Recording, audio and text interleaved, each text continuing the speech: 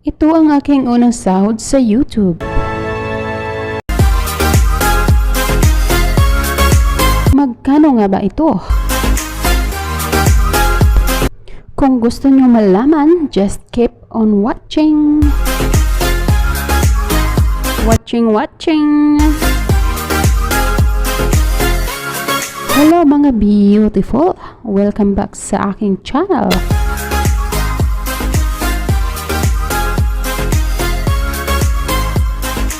Magkano nga ba ang unang sahod ko sa YouTube at paano nga ba kumita sa YouTube?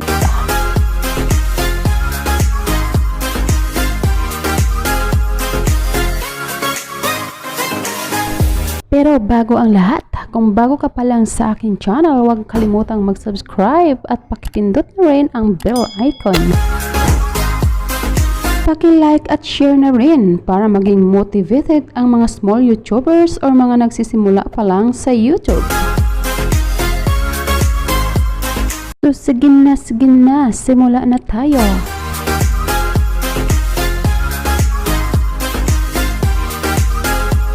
Kung gusto mong kumita sa YouTube, kailangan mo munang magkaroon ng 1,000 subscribers at 4,000 watch hours.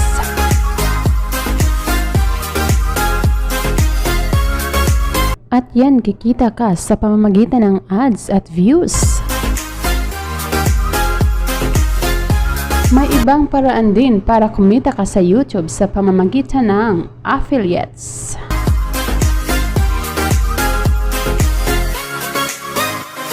Pero hindi ko pa nasubukan yung affiliates na yan, kaya naman ang isi-share ko lang sa inyo ngayon ay ang sahod ko sa ads at saka sa views.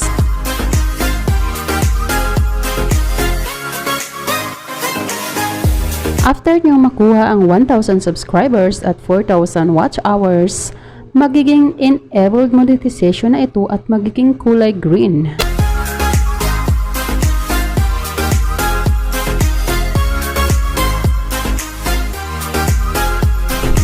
Pero bago ko makalimutan, kailangan muna nating maghintay ng mga iilang araw, linggo, at ang iba naman ay naabutan ng buwan dahil ang mga videos natin or channel natin ay under review pa lang ni Lolo.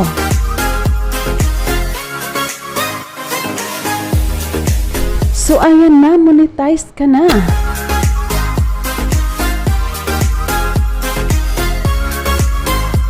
May mga ads na ang mga videos mo. Pagkatapos mong ma-monetize, kailangan mo na namang mag-impok ng tumataginting na $10 na threshold.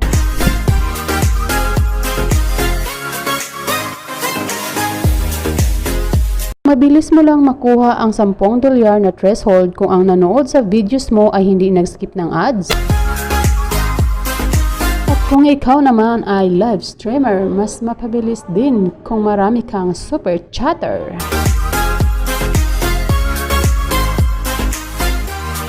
Pero mas lalong mabilis yan kung ang videos na uploads mo ay nag-viral agad.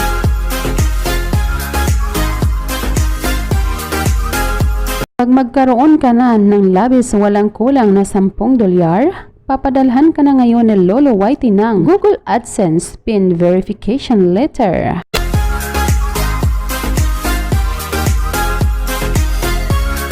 Kaya kailangan tamang address ang inyong nilagay sa Google AdSense para mapabilis ang pagtanggap nito.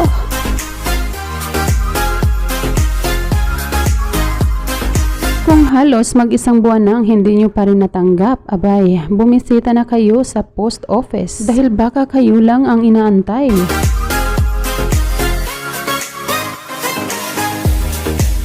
Pagkatapos mong matanggap ang PIN verification code, pumunta ka ngayon sa Google Chrome at i-type mo lang ang www.googleadsense.com.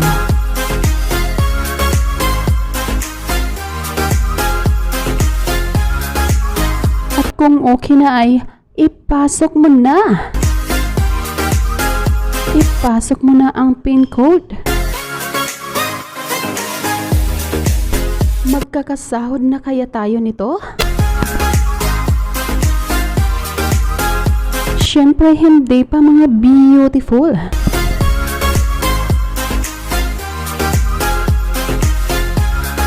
Hindi pa tayo magkakasahod kasi kailangan na naman natin ng $100 na threshold.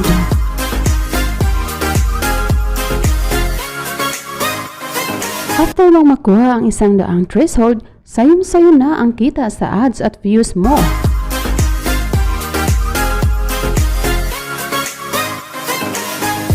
Magkakasahod ka na ngayon every month sa YouTube.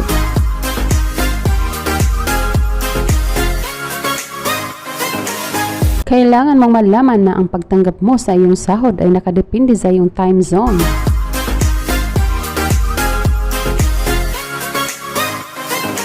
In my case, pinapadala ang sahod ko every 21st of a month since nung na-monetize ako.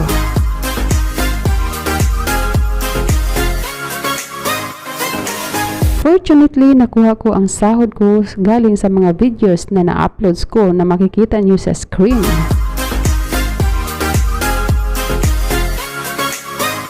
Mga uploads kong tungkol kay Marcelito Pomoy sa America's Got Talent.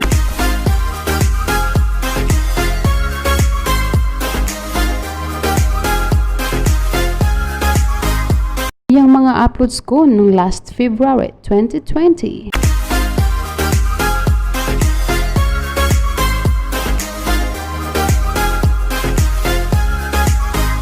At nag-earn din ng $876.30.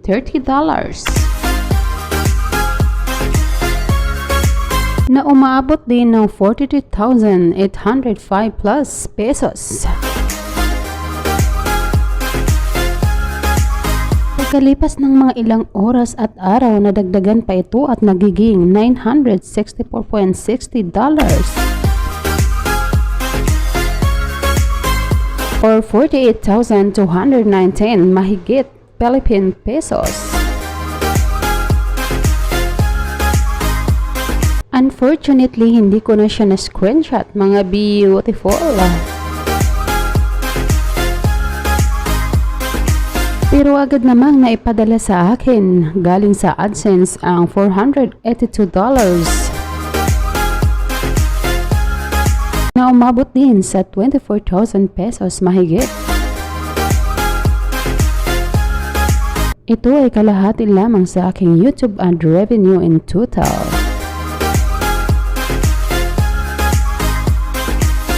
Syempre dahil na-demo tayo ni Whitey, na-demo malilimutan. Kaya naman, alam na des. Alam na des na ngayong June 21st lang na ihulog ang kalahati ng YouTube ad revenue in total ko. Nagkakahalagang 23,774 pesos.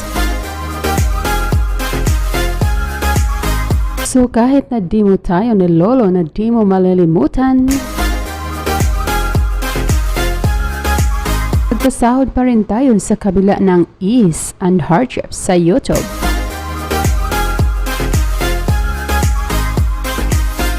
Kaya naman, gapang is on the air pa rin, mga beautiful.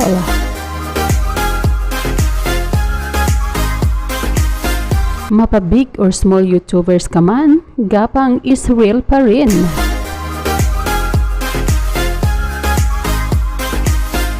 Dahil ang kita sa YouTube ay whether lang.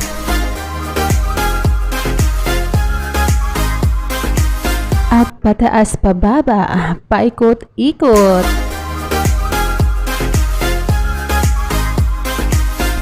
Kaya sabi ng nanay na, tulog ka na dyan.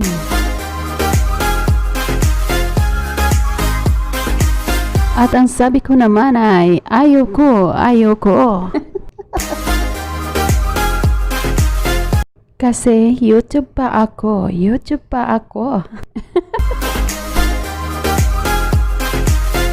Ikaw, magkano ba ang kita mo sa YouTube? Baka pwede mo ring ipakita. ayaw mo naman ay magpapaalam na ako.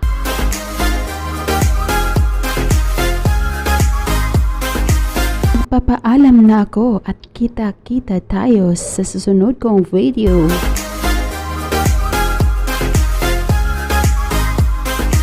May God bless us all. Bye-bye. XOXO.